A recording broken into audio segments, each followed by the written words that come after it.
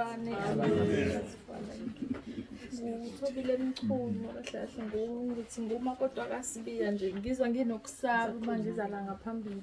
Ngizibona ngimncane nje mangibheka abantu asebezile bezothola ubufakazi kepha-ke uthi uNkulunkulu uma unamahloni ngaye nami uma unamahloni nawe uzoba namahloni ngawe phambi kababa. Ngiyabonga ngize nobufakazi balengane ngiyiphethe. Ngithi nje endaweni nasempolweni nangizobuthula lobu bufakazi ngoba buyinto enganakekile kodwa bona uNkulunkulu wamandla akasuke wenza phezulu kwabantwana bethu.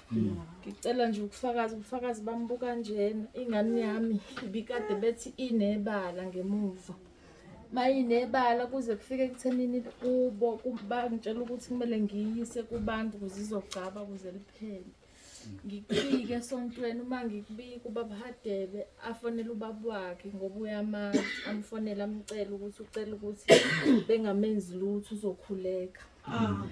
Maye amcela avuma ubaba wakhe. Maye vuma ayi ngingayenzi ukuthi ingane yami njengoba isize yangaka nje kuze kube manje. Lali kade likubovu emncane manje sekuze kwashintsha kwabamnyama. Ababeye bethi yibale samncane manje sebeye bengibuza ukuthi eyikade inani ingane ngoba akusekho bovu sekwaze kwabamnyama manje.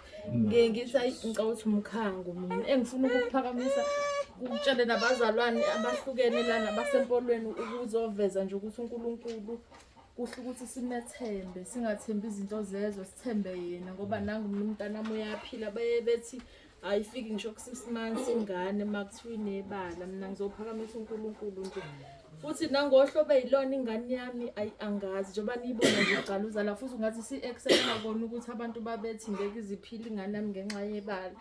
Ihlobo engingalazi nje bazalwane active kalendlela ingane njengoba niyibona nje ngifika nakodwa isinje ngihleli lapha nje ngenxa sokuthi nje ingane nje njeyana nje ngicela ukuphakamisa uNkulunkulu ngiyabonga.